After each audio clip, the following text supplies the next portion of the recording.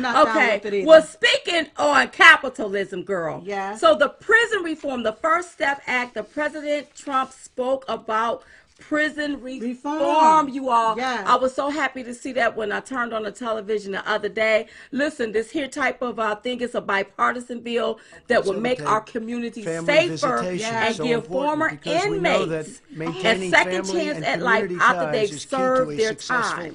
The First Step Act has strong support from law enforcement community. President Trump said throughout this process, he said, my administration has worked closely with law enforcement. Their backing has ensured that this legislation remain tough on crime. Amazing. It's got to remain very tough on crime. So just because the president is giving you a second chance, we're also remaining tough on crime. Yeah. You can't go out there and do something, oh, he gonna give you a second chance. Yeah. No. We don't want you to commit crime, but what he's looking out for is people that are in the criminal system, in the system. Yes. When you get out, you won't do things that put yourself back in there because you'll be able to get a job, yes, raise your children, exactly, take care of your family, come back into the family unit. Yes. So I absolutely love that. He also said, my administration will always support incredible men and women of law enforcement. Wow. And we will continue to pursue policies that help the heroes who keep us safe. And I think that this will help our officers. Listen, we understand that people get put in the system. Right. And we understand what happened back in the early 90s when Bill Clinton signed the crime bill into law. That's right. Had thousands upon thousands of people locked up. And it severely affected black people. It surely did. Yes, it did. Yes, it did. And you Bill Clinton was a Democrat. Go ahead. Bill Clinton had to do that. Right. The reason why I think they had to do that is because they was taking money from private prisons. So that was a way to fill the prisons. Right. I'll say allegedly, but that's my own personal opinion about it. Because why was you taking money from these private prisons? Right. You found a way to fill them. That's right. By signing this bill into law. Yeah. So this was an easy kickback, patty whack, give a dog a bone. That's for you. right. So they made money times absolutely, absolutely. That's right. And so when you have a president who they want to call out of his name, they want to deem him as racist and call him all of these nasty names. Well, I don't see a racist making sure that people get a second chance.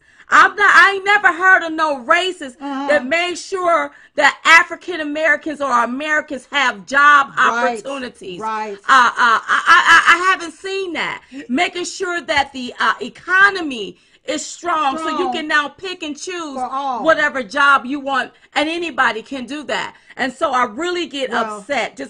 I'm just so beside myself. If he's a racist, he's bad at being one, because let me tell you something. Obama was the first biracial president. Yes, he was. And his black side did nothing for black people. No, it didn't. So one thing that was plaguing the black community was the justice system. Well, they always talked about prison reform. They always talked about prison reform, but you know what? This has got to be a bipartisan effort. It has to be. But what ticks me off, now I heard that some people was not going to sign on to it. Well, yes, but the deal is black people especially got to understand you continue to vote for the same system that put this system in place. That's for right. You. That's right. You continue to vote for it. So when I see them out in the street marching and talking about no justice, no peace, you continue to vote for the same system that gives you no justice, no peace. Right. Because it was Bill Clinton, a Democrat, that's right, that put this measure in place for you. Speaking of Democrats, I also heard that I believe in Florida, and please you all, if I got it wrong, tell me I got it wrong. I think it was in Florida that they were trying to allow, or they did allow people with felons, inmates to vote. Okay. Prisoners to vote. They were ex-felons or people that got out of prison? I could not nail it down. All okay. Right. And so people were upset about that. But here's the deal. What's the I deal? think if you've done your time, if you do the crime, do your time, then when you get out, you should be restored with whatever, okay? Right. With your rights, okay? Right. But I also need to make sure that we also educate these people that were locked up in the early 90s. The Democrats is the one that had you locked up like that did the 3 strikes you off. So if you did something petty, if that was your 3rd strike, you was out, now you're going to be in there for years. Remember, that's the bill and legislation they wrote. I have to have you locked up. The Democrats wrote that. I think that if you educate these felons that's coming out to when did you get locked up? I'm gonna tell you who did that and who made that hard for you. That's right. Then you will have those people voting Republican. It's all about educating and keeping people informed, letting them understand. Because a lot of people don't understand that. A lot of people don't even know that it was the Democrats that fought to keep black people enslaved. To keep them enslaved. It was the Republicans that fought those Democrats to free the slaves. It surely was. And a lot of people do not know that. But now, this is what's gotten to me. Okay, what got to you? Come on, girl. This got me really bad, okay? Because you have a lot of people that's in Congress, congressmen, congresswomen. You have some of them that marched for civil rights. Yes. They marched for your freedom, but wouldn't even come to the table to vote for your freedom. That's how they do. Go ahead and name them on. Call them out. Call them out like you see it. Maxine Waters. Yeah. John Lewis. That's the one that got hit in the head. And he marched for civil rights. But he don't want to come to the table to make sure. But don't want to come to the table to help the people that's getting out of prison. Al Green, David Scott, Hank Johnson.